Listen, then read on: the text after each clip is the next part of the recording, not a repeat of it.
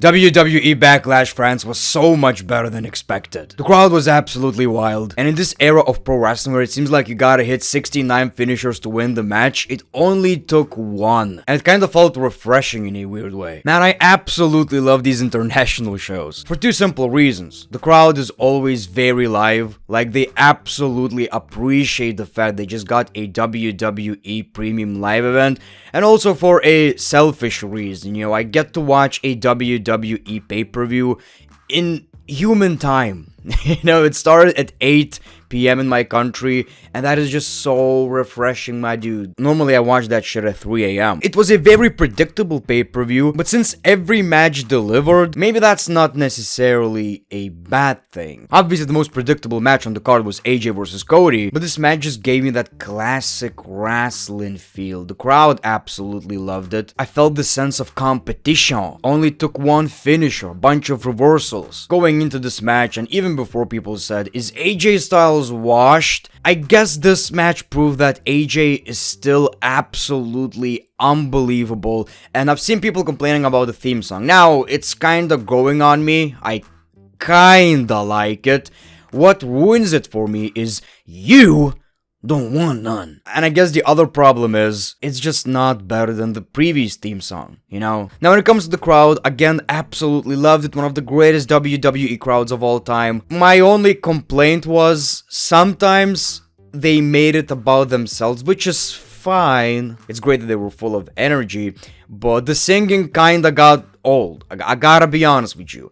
The good thing is, when something cool happened in the match, they still reacted, so I can't really complain too much. So let's talk about WWE Backlash. We started with Randy Orton and Kevin Owens versus the Bloodline. Now, they started fighting, and I absolutely love what WWE did right here. Nick Aldis said, since you don't wanna follow the rules, well, don't. This is a no disqualification match, anything goes, and it fits this rivalry so much because that was the whole point. The Bloodline didn't care about the rules. During the entire rivalry, they kept attacking Kevin Owens and Randy Orton, and that's exactly what we got during this match. It was a very long match, but it didn't really feel that way. Like, I was entertained during the entire thing. Absolute chaos, and when you don't even expect something like that, when you think you're going to just get a normal tag team match with an interference from Jacob, we thought, this was so different, and maybe that's another reason why I liked it so much. Some of the spots were just scary, man. Like, everything involving a chair, I was like, okay, dude, you gotta chill a little bit. But we got Tama Tonga's brother, and because of that, the Bloodline wins the match in a very, very entertaining matchup right here. And dude, Kevin Owens kept spitting, like literally.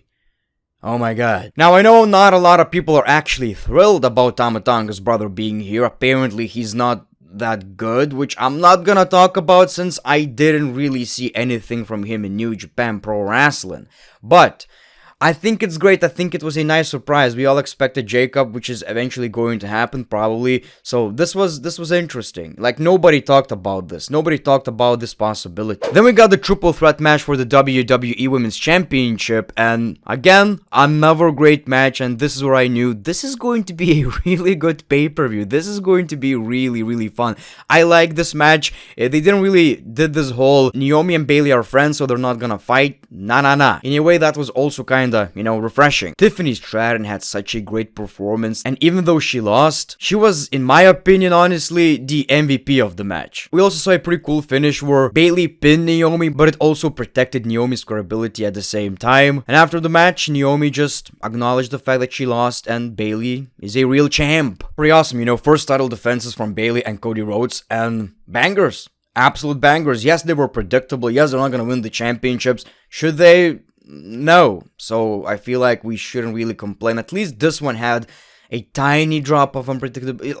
Look, we all knew Bayley's going to win.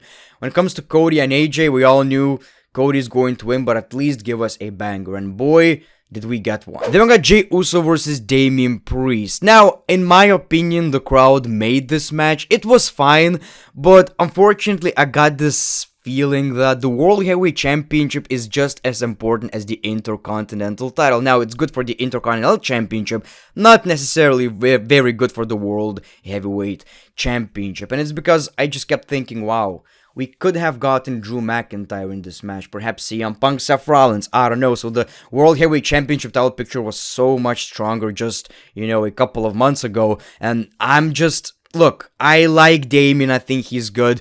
This didn't necessarily feel like a big match to me, and the fact that it was right in the middle of the card, well, that's saying a lot. Now, what I did like is that Damian doesn't want the Judgment Day to help, but they still did it. Jey was supposed to win the match, but of course, because of the Judgment Day, Damian retains the championship. After the match, the Judgment Day tried to beat the shit out of Jey Uso. Damian didn't allow that to happen and acted like a leader, like, Finn, you gotta listen to the champ now, which is great. We're going to get Damian's face turned, probably, or the Judgment Day's face turned. I mean, they're just trying to help, so you can't really tell who's right or wrong in this situation. Obviously, the Judgment Day are acting like heels, but it's wrestling. Things are a little bit more complicated sometimes.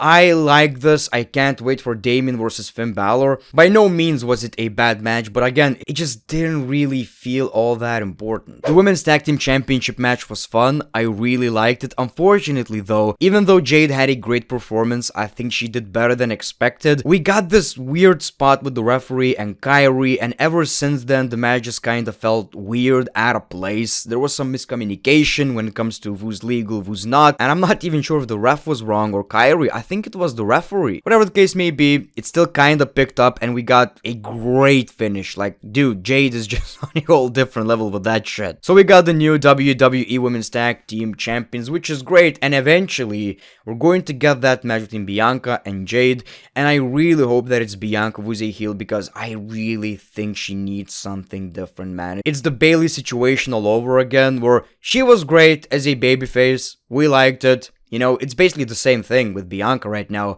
but at a certain point, you just gotta change. And finally, the main event, AJ Styles versus Cody Rhodes. Again, the crowd nuts, absolutely nuts. Even with the complaints that I had, like the singing and shit, still, one of the greatest WWE crowds of all time. Maybe even top 3, top 2 probably. And I like this match so much because it just felt so, I don't know, classic in a way. Like, who's gonna win, but the match is so good, so different, and I can't even tell you necessarily what it was, but it just felt different. It just felt a bit more classic. I felt the sense of competition, where it's not like I'm going to hit a finisher, kick out, you're going to hit a finisher, kick out. Instead, they just built these finishers, right? And again, people said maybe AJ is washed, and they even talked about that during the pre-show. And this was a match where AJ Styles had to prove himself, and I feel like he absolutely did. His match against LA Knight was great. This match was great. People, AJ can still go. That cutter was absolutely nuts. One Crossroads, and Cody Rhodes retains the WWE Undisputed Championship. Absolutely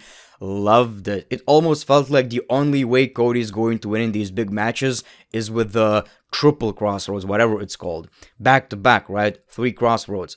This wasn't the case, and it kinda made this finisher a bit stronger. Like, AJ is a tough opponent. He was portrayed as a very tough opponent in this match, but Cody still won with a 1 finisher, and I absolutely love that. So, I don't know, man, this pay-per-view was predictable, but maybe it was the crowd, but the matches were good. It's the first pay-per-view after WrestleMania, and they still made it look important.